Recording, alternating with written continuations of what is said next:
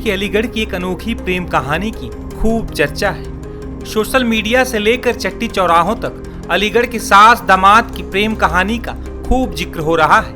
अपनी बेटी की शादी से ठीक पहले होने वाले दामाद के साथ अपना देवी फरार हो गई थी।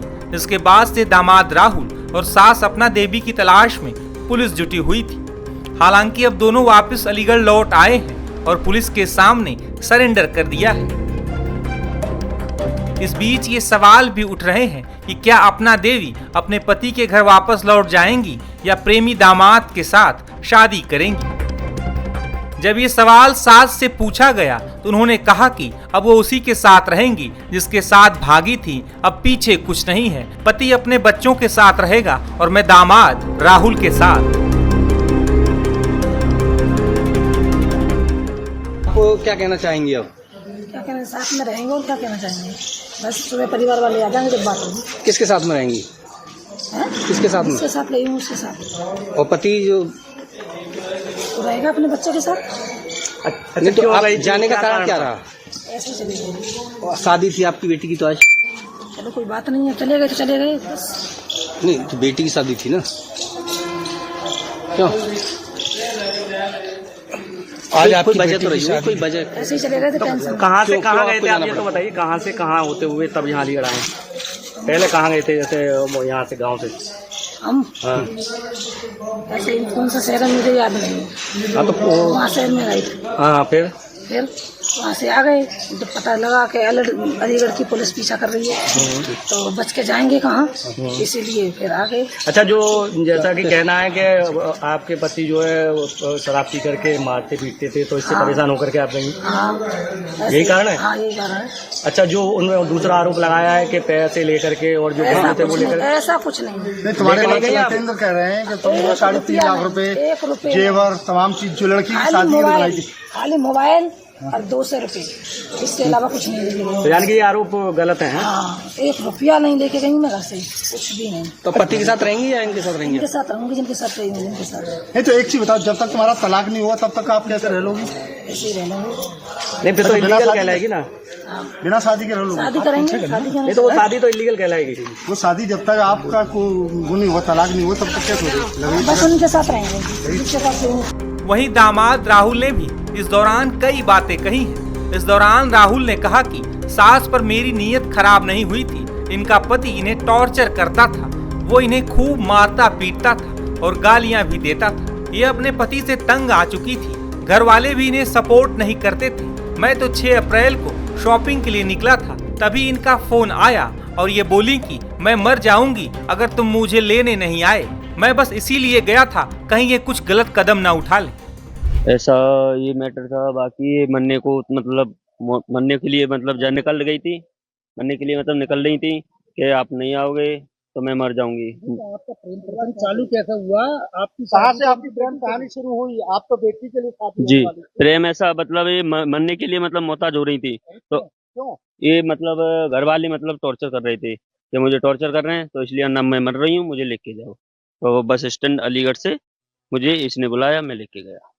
नहीं तो एक चीज बताइए जी, तुम कहाँ घूमे पुलिस जिला में? मुजफ्फरपुर।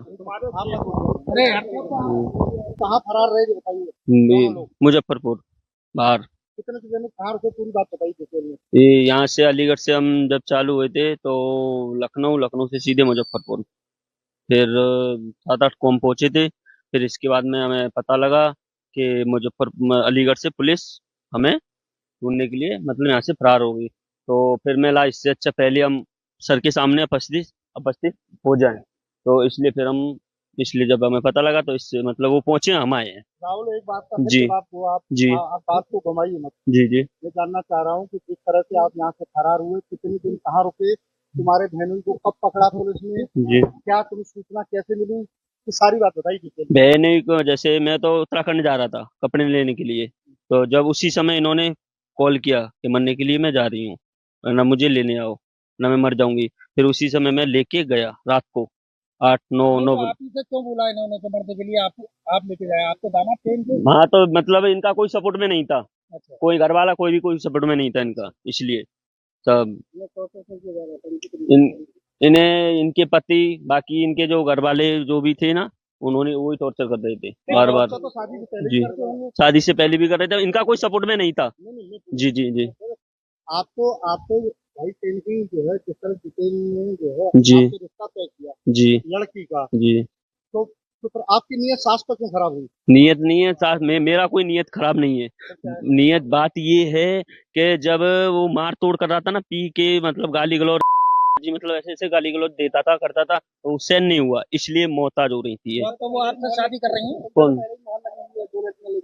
हाँ, इससे पहले तुम दादा थाना क्षेत्र में जी यहाँ बताया था जी कि तुम 2 महिला लेके आए थे, 2 नहीं बार मामला नेता पंचायत में। नहीं, वो मतलब वो वहाँ एक महिला के साथ में हुआ था, बाकी वो कौन महिला थी, नाम बताओ पूरा उसका। वो होशियारी नाम थी उसकी, यारी कहाँ की थी? हरदोई। अच्छा, कितने दिन रही तुम्हारे साथ? रही एक भी दिन नहीं, फिर? बाकी मैटर वहीं पंचायत द्वारा खत्म हो गया था। पंचायत द्वारा। जी। और दूसरी महिला कौन थी? दूसरी हाँ। दूसरी कोई सी महिला नहीं, बताइए। नहीं नहीं, एक ही थी वही। अब आप शादी करेंगे इनसे? जी। अरे बाकी इनसे अपेक्ष होगा, इनसे शादी करेंगे? रुको एक मिनट, इनसे अपेक्ष होगा, बाकी जैसे भी शादी होगा। करेंगे आप? अभी ऐसा कुछ भी नहीं, बाकी अब उनकी इच्छा है तो कर लेंगे, करना चाहूंगा कर लूंगा। इस बीच सास ने भी दावा किया है कि वो अपने घर से भागने के दौरान सिर्फ मोबाइल और 200 रुपए लेकर निकली थी। गहने और लाखों रुपए लेकर जाने की बात गलत है। वहीं इस बीच महिला के पति का भी बयान सामने आया है। पति का क्या कहना है, सुनिए। खाली हाथ गई है, 200 रुपए ले गई, मोबाइल ले गई। नहीं, सब झूठ है। 5.5 लाख रुपए का जेवरात है, 3.5 लाख रुपए कैश है। इसके लिए मेरी, अगर आप मैं झूठ समझोगे तो मेरी बच्ची से बयान ले सकते हो। हाँ, मिलने दिया था जी, वो बोल रही थी, मैं उसी का रहूंगी। जितने और क्लियर करिए जी। ये जो 3.5 लाख रुपए आप बता रहे हैं जी, वो 3.5 लाख रुपए आपने कहाँ से कैसे निकाले, कैसे घर पे रखे शादी के लिए? जी 1.5 लाख रुपए, जैसे हमारा दूध बिकता है, जो दूध बिकाने के लिए हम देते हैं दूधिया से, 1.5 लाख रुपए वहाँ से आया था। 50,000 एक मेरे भाई से बेंगलोर से आया है, 50,000 एक आदमी से गांव में रहता उसके पास से आया है, 20,000 एक के पास से आया, कुछ मैं भी वहाँ जो बेंगलोर से आया था मेरे पास भी इकट्ठा हुआ था। ये पूरा टोटल मिला के 3.5 लाख रुपए कैश था।